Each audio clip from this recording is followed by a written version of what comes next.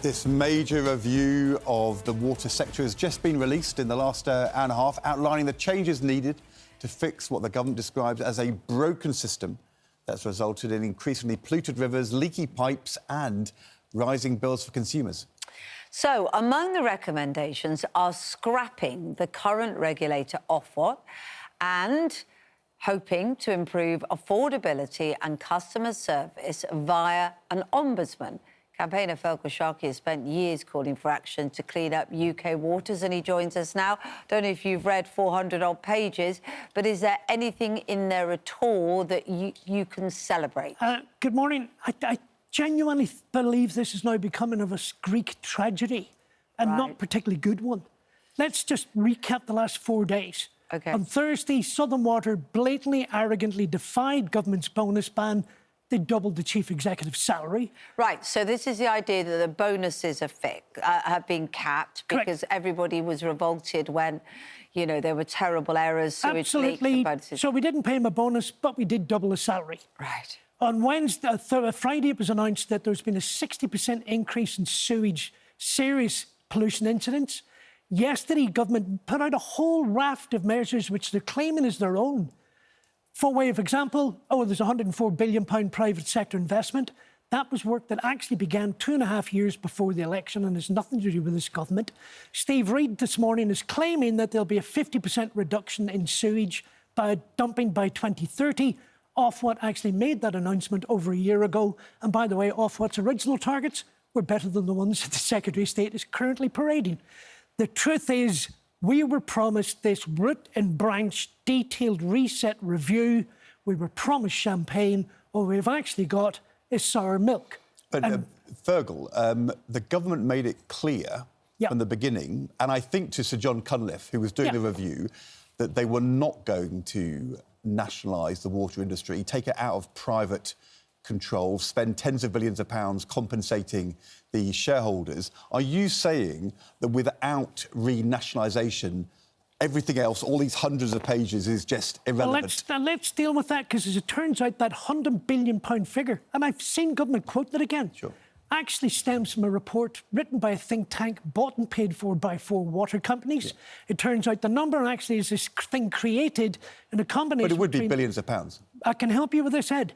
According to that calculation, right now, today, Thames Water's worth £21 billion. Well, that's completely fantasy, make-believe. And there are many ways... But you're not denying that to renationalise the water industry would cost billions? I can help you with this, and I'm going to appeal to your economic mind. All I need to do, if I really wanted to, is actually amend the audit regulations, force water companies to declare the cost of fixing this as a liability on their balance sheet. They all instantly fail the going concern test. And as you remember, water companies cannot go into liquidation. All of the assets automatically revert back to state ownership. I've just nationalised it and it hasn't cost the taxpayer a penny.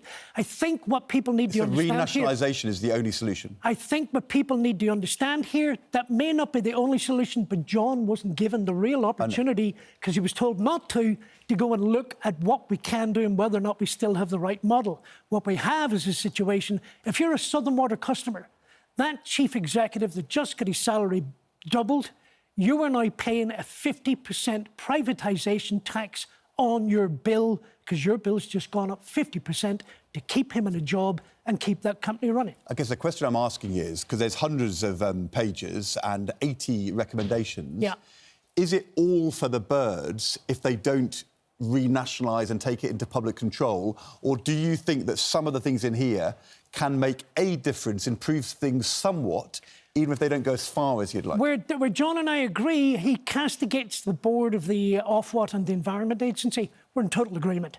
There are 2 failed organisations. But then he says he wants to abolish Ofwat.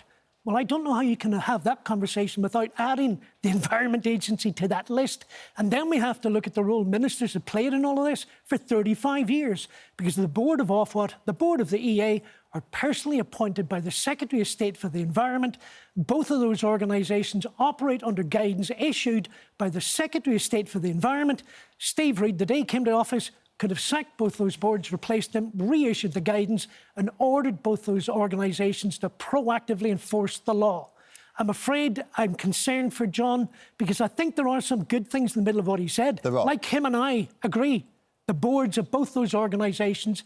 But ultimately, at the heart of this, he believes this is an issue of public trust. And for me, that blatantly ignores this is an issue about corporate greed, manipulation, profiteering, financial engineering, £74 billion worth of debt and £84 billion worth of dividends that these companies have ram-raided out of our bank without accounts. renationalisation, it can't work. So if you renationalised in the way that you said, by basically getting them to be honest about the things they haven't invested, so effectively making them bankrupt, we get it back, who's going to then pay to invest and put it right? Well, you're paying for it anyway. This is the curious thing.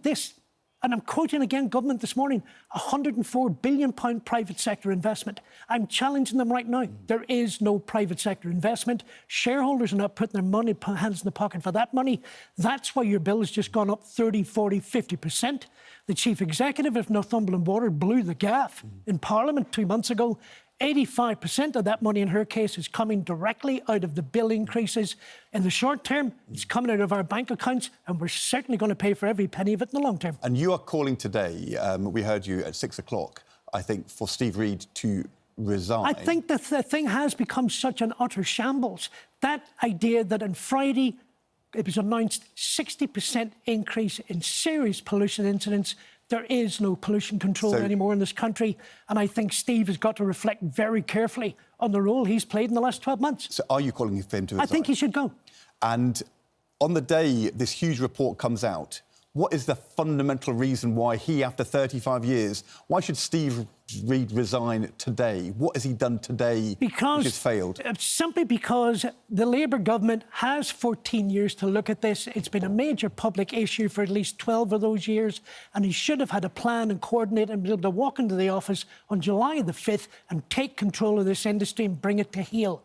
What we're seeing today and what's gone on over the weekend, it's quite clear they've got no grasp of it at all. Quick word from Southern Water. Their spokesman said that CEO and CFO salaries and benefits are decided by a committee following protocols and rules set out by Ofwat and in accordance with the law. The Chief Executive's 2025 package includes a relocation allowance and long-term incentive plan paid by shareholders, which marks improvements made during the delivery of a turnaround plan. Both these payments represent common industry practice. So they've put the money up and they've done it within the rules. Now, here's the thing. No other person than the chairman of Thames Water warned government that's exactly what was going to happen. You ban our bonuses, we'll just double the salaries. And as the ERA Select Committee discovered last week, that's the same Thames Water that sat in a board meeting with their lawyers discussing how to get round the bonus ban and then promptly paid senior managers £2.5 million in bonuses. This industry is treating customers and government and regulators with contempt.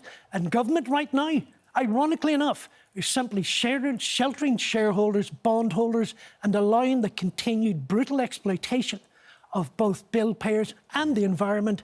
And that's quite extraordinary because that was exactly the argument that the Prime Minister made about the government at the time when he was leader of the opposition. Thank you. Always good to speak to you, even if it's very depressing. We're at the state that we're in. But thank you very much indeed, Feargal.